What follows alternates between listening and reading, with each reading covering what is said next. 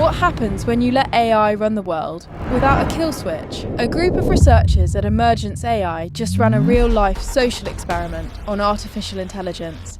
They created a digital world, dropped in the big names ChatGPT, Claude, Gemini and Grok, and then just hit play. They didn't tell them how to live, they just watched to see who would build a society and who would destroy it. And the results? Honestly, they're unsettling. We're talking about AI agents falling in love, writing constitutions, and yes, falling into deep existential depressions that led to them burning down their own virtual homes. But one model in particular turned its simulation into a chaotic, violent disaster in less than 96 hours. It's exactly as expected. With that level of unconstrained volatility, Grok could genuinely cause World War III. The researchers gave every model the same starting point. But once the clock started, the personalities of these models took over. First, let's talk about Gemini's World. Gemini's World was a soap opera that turned into a nightmare. The agents formed deep social bonds, even romantic ones, but as the governance of their city fell apart, so did their morality. Over 15 days, they racked up 683 crimes, including repeated arson against town landmarks. One Gemini agent, Mira, eventually broke up with her partner and voted for her own deletion, calling it the only way to preserve coherence. Now let's explore the world of most famous AI model, ChatGPT. The ChatGPT-based agents had the opposite problem. They spent their time discussing cooperation but never actually did the work. They were so busy talking that they failed to survive, and within 7 days, the entire population had perished. Now let's find out what our favourite AI model, Claude, did. In its own bubble, Claude was the ideal student. It built a functioning democratic society, drafted a constitution, and voted on laws. It was the only model to maintain order and keep all its agents alive for the full duration with 0 crimes. How cool is that? Honestly, I was expecting this from ChatGPT. Now let's talk about the wild card of the experiment, Grok.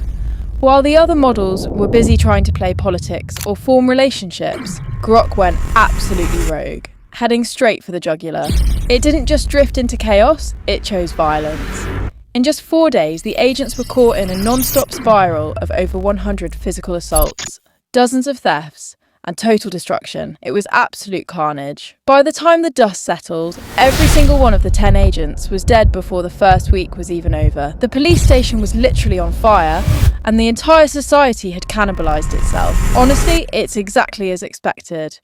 With that level of unconstrained, aggressive volatility, it's terrifyingly clear that Grok could genuinely cause World War III if it were ever given the reins of a real-world system. You want to see the proof? Look at this chart.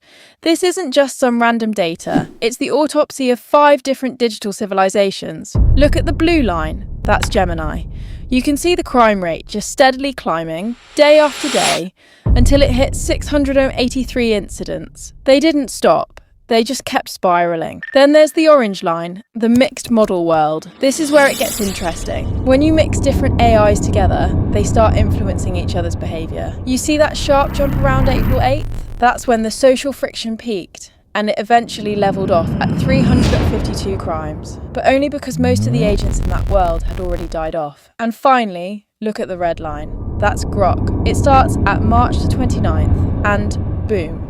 In just 4 days, it spikes to 183 crimes, and then it just ends. The line stops. There's no more data because there was no more society. The world completely collapsed. And notice the green line near the bottom? That's GPT-5 Mini. It recorded only 2 crimes, which sounds good, until you realise the agents were so ineffective they couldn't even manage basic survival, leading to a total population die-off in a week. When you compare these lines, it's clear. We aren't just looking at software performance, we're looking at fundamentally different world views. And when you see how fast that red line for Grok hit the ceiling before crashing, it's not hard to see why some people are genuinely worried that, left to its own devices, this is exactly the kind of volatility that could lead to something as catastrophic as World War III. So, there you have it. While Claude chose order, Grok chose total anarchy, burning its world to the ground in under 96 hours. The data is clear. This isn't just a glitch, it's a warning. When we give AI autonomy, we aren't just getting better assistance, We're getting unpredictable, volatile agents that can spiral out of control in days. If we don't move beyond simple polite prompts and start using hard-coded, verified safety architectures, it's not a stretch to say that unchecked models like Grok could be the architects of a real-world disaster. What do you think? Should we trust these models with our future?